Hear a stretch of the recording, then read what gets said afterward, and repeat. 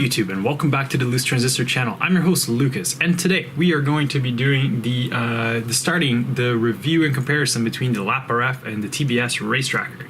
So this week I finally received my Racetracker board, the replacement board to fix my dead Racetracker, which is awesome. I've been waiting for this for a couple weeks now, but I have to say that the guys from TBS were pretty quick about getting this to me right now. So I'm finally ready to start talking about the two, and we'll do a comparison on how they work.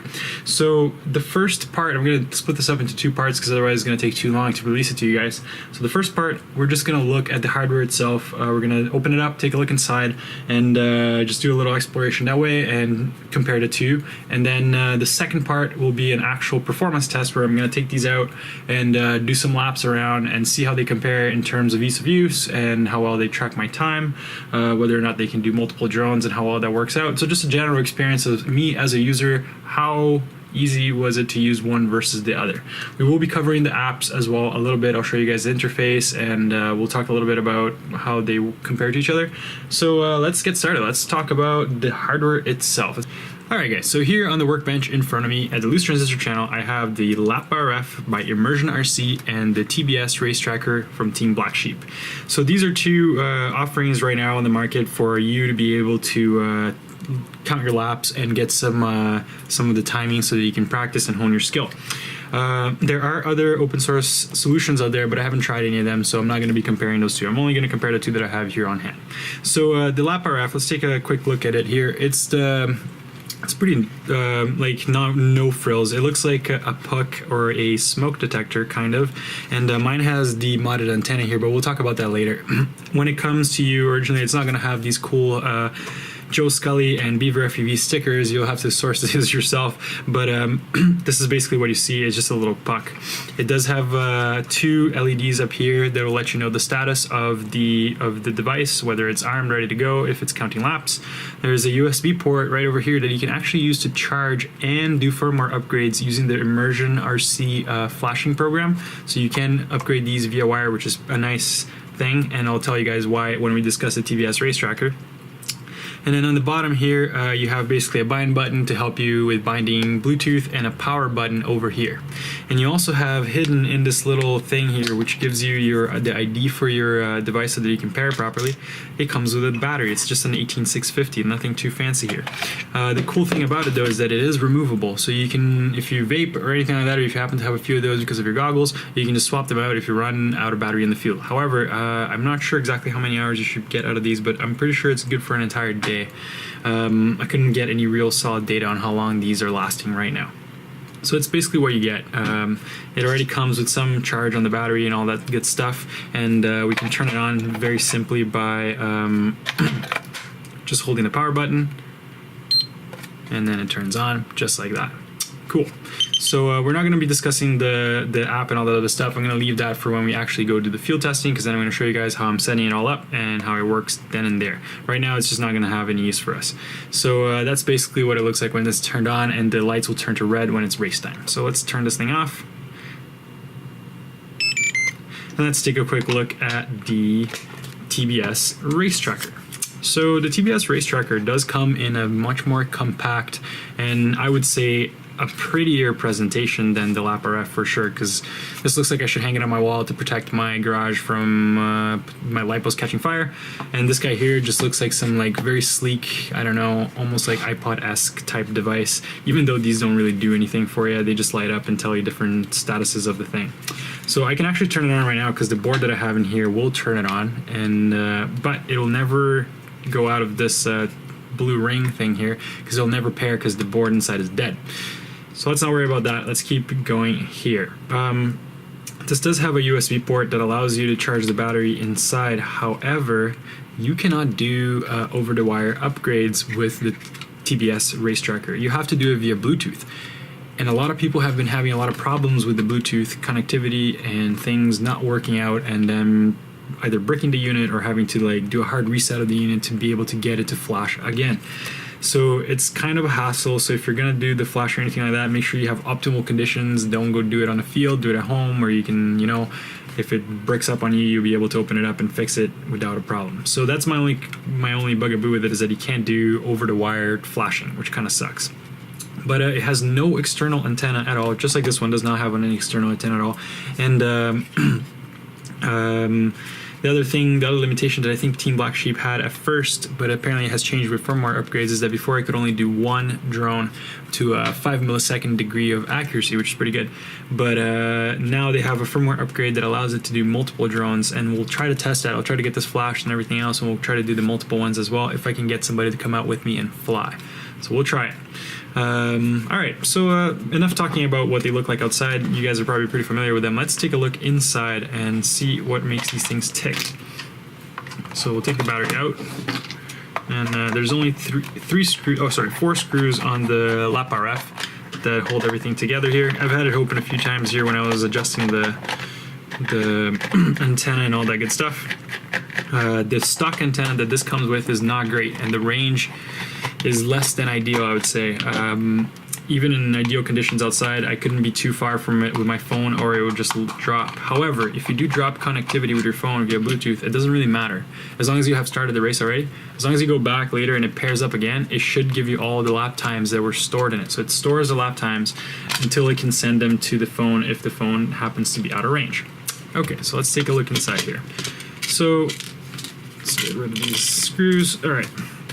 So we have just the board here, and I'm going to try to pop it out of its housing very carefully, but cool. So we're looking at the Immersion RC, the guts of the thing right here. So we have this would be the power button, this would be the bind button, I believe. It is an STM32F4, so it's an F4 chip that is running the show here, which is kind of cool, very interesting. We have here is the Immersion RC, the VTX, or whatever is doing basically the capturing of the signal as it's passing through. And as you go by, it's going to have a spike in a given frequency. And basically what this does is measure when that spike reaches its maximum point and gives you a time based on that. On the other side here of the board, we have the two LEDs and the Bluetooth module. So the Bluetooth module is right over here. It has a UFL port, which is kind of nice. Originally, the UFL port was attached to a strip antenna that was glued right here, and literally all it was like a millimeter thin piece of like tape almost with a copper etching on it that worked as an antenna. As I said, the range was not great, especially because when you put it on the ground, it's pointing up, so I don't know, it was not ideal. All I did was get an extension here for 2.4 gigahertz antenna. You can get these anywhere at UFL, and I just plugged it in directly to the Bluetooth module over here. What else? Okay, so it looks like here they had intended to have something else, perhaps almost looks like a SIM chip or something like that, but not populated, so it's probably not relevant anymore. And then what we have here is a patch antenna right at the top, right over here. And this is connected directly through to the anode of the VTX on the other side, or the video capture, or the RX system on the other side. I bet you it's an RX 5808 or something very similar to that. And the patch antenna, it's going to end up pointing up, and then this is what's going to detect the drone as it flies over, gets that spike, and so on. So it looks like to be a pretty decent construction. I do like the fact that it has the nice UFL and you can put an external antenna. I've been told that the patch antenna here shouldn't really matter one way or another, that they both should have similar ability to detect the spikes, but Immersion RC seems to be betting on this, so we'll see how it works when we actually take it out to the field and do some actual racing. So it's pretty easy to put it back together here. I'm just going to do it real quick.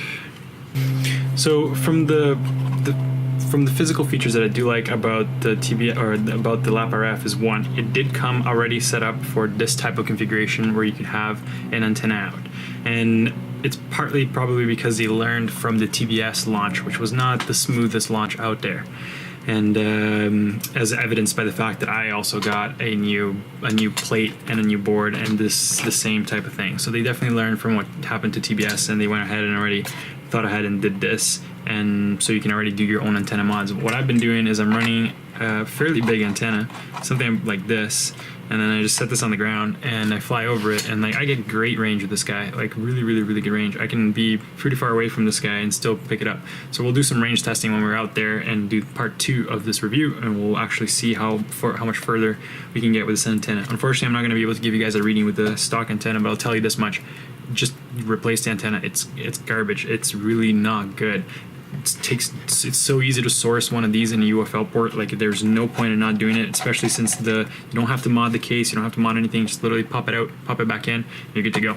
So let's take a look inside of the TBS Racetracker. So the Racetracker is pretty much a toolless disassembly, essentially. Like you just have to pop one end up, and then it pretty much just, if you're careful about it, don't snag on stuff, it should just come off like that. So we split the two parts, and already we can see that the boards are, of course, very similar, because they should be, but at least on the front. But on the back, things are pretty different, and I'll show you guys what I'm talking about. So on the TBS Racetracker, we have basically one button. This button does pretty much everything. It turns it on, and that's mostly all you have to do. Everything else is handled via the Bluetooth app. Same with the LapRF, essentially. Pretty much all the things that matter are handled through the Bluetooth app, including all the configurations and setting the sensitivity, which frequency you're going to be using. All that stuff is going to be done through the app. So here in the front, we have the LEDs that make the nice light show, and from what I've heard, you can use this port here on the side to hook it up to some LEDs on a gate or something like that, so when people blow through it, they get a nice LED show or something of that sort. So it is a cool feature that I don't think the LapRF is set up to do, at least not out of the box. Maybe the bigger version of it, like the Team Edition or something like that, might be able to do it, but definitely not this guy. But here, with a little bit of work, you can definitely hook up a set of LEDs that'll flash all nice when you go through the gates, which is pretty cool. So let's remove this guy here and take a look inside and see what we're dealing with. So there's just 4 Allen screws here, and I'm not too worried about damaging this board or anything like that because it's already dead. So let's just take it out here, and we'll compare the two. And this one is probably, from what I've heard, this one is one of the first versions of the board. So this would have been pretty much their first shipment, which is the shipment of doom, the shipment that was plagued by terrible problems with quality and all sorts of different things, and as evidenced by what happened to me as well. So you kind of have to pop it out of this thing. It's not the easiest to do, but it does pop out.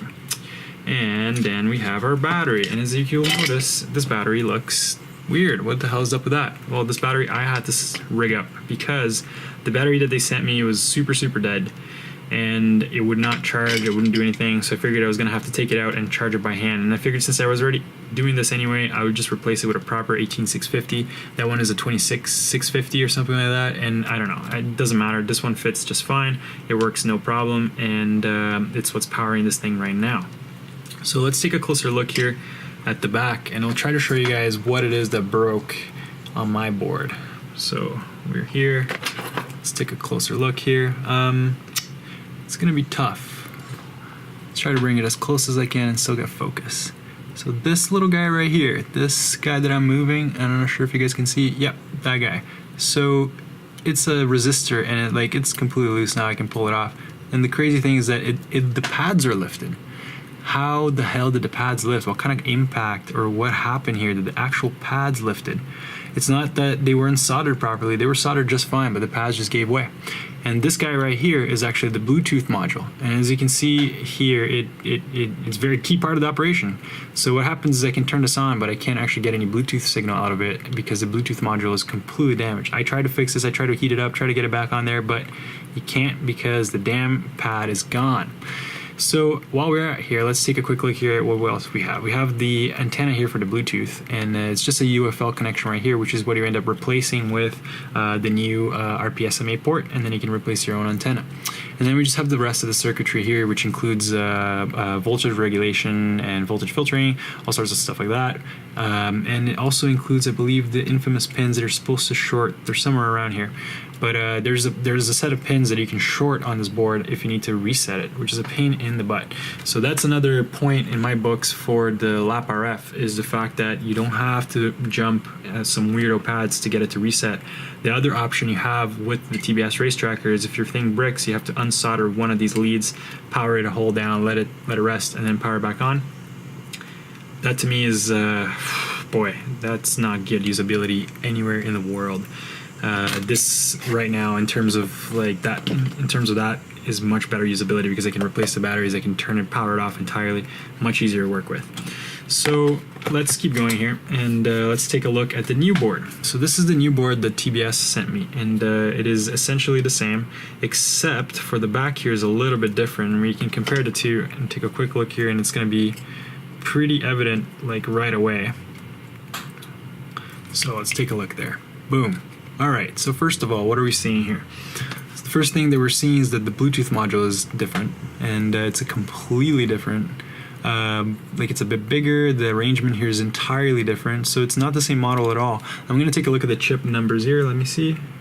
Okay. The main cheap chip that is running on is the same, however it is definitely a different module. It's configured entirely differently, but it probably does the exact same thing. So we have the new module soldered on here, and we also have this bridge, this weird, it's like this weird stuff here, this shmoo. It's very soft shmoo, and it goes from seems to go from here, from this zone right here. So between this regulator here, or this transistor, between this guy here and this jumper pad, this big jumper pad. Very interesting. I'm not sure what that is doing there.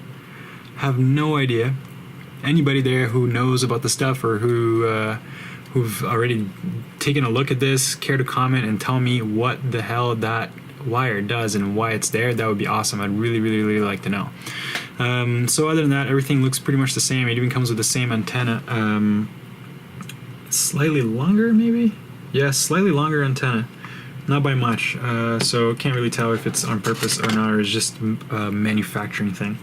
So what I'm gonna end up doing here is desoldering the leads on this guy here very carefully, and then soldering it onto this guy here and preparing the case to receive the new antenna. So if you guys want to hang around and watch while I do that for 2 minutes here, and then we can talk about our findings, and I can give you guys some idea of where I'm leaning towards after this little exploration that we did.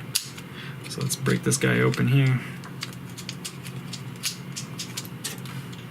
So I just broke on the new plate that they sent. There's a hole here. On the old plate, there is no hole. See, so you'd have to drill it yourself. The hole that I'm talking about is right there, right there. Yeah, see, no hole. Okay. So yeah, you just thread it through the bottom, right through here. You throw the lock nut on top because you want to keep this thing from moving, and then we just screw it on. Cool. Okay. So we have that prep prepared, and we're gonna leave it alone for now, because this is going to be tricky.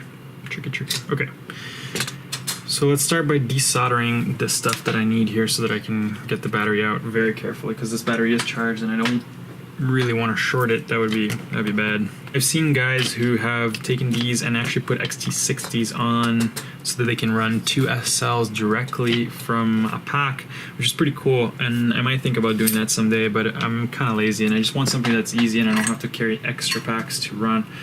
It's already enough 4S packs that I have to carry all the time, so we're just going to remove the wire real quick here.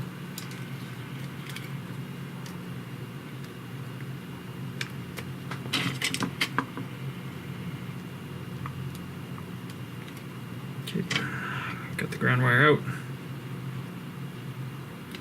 Perfect. Okay, so we freed it. Let's keep these two very separate here so they don't touch stuff. Okay, so yeah, there we have it. This is the dead board. It's too bad. I didn't even get to use it. As soon as I got it, it was already dead. It's so sad. I hate when products come and arrive dead like that. And let's unplug this UFL. I kind of have this superstition about unplugging UFLs with my finger, so I always use this plier because I'm always afraid I'm going to bend it or something using my fingers, and I know I can get a nice straight pull with that guy. So it might be crazy, but that's just me. This should be pretty straightforward. Alright, let's get this soldered on here.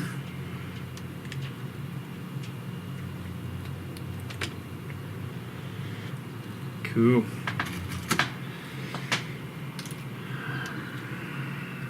Alright, so now we just have to be very careful here with the ground wire.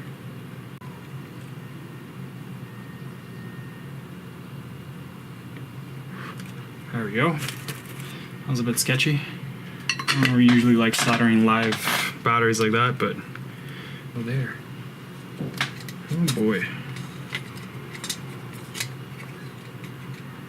What? I might have been premature here with my hook hooking it up here, so I'm going to take this out and I'll put it on again later. Let's hope that I can do that. So this guy's going to go here.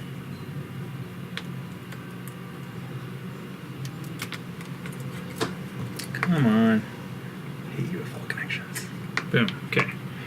Now I'm just going to connect this guy real quick. And turn on the, let's try to turn it on. See if we get power. Oh yeah. Oh. Perfect. So it powered on. So it seems like my surgery was successful. So let's just put it all back into the case and we'll call it a day. And then this is probably ready for me to test out and take it out to the field and do some range tests and all sort of other tests so that we can see how well this stacks up.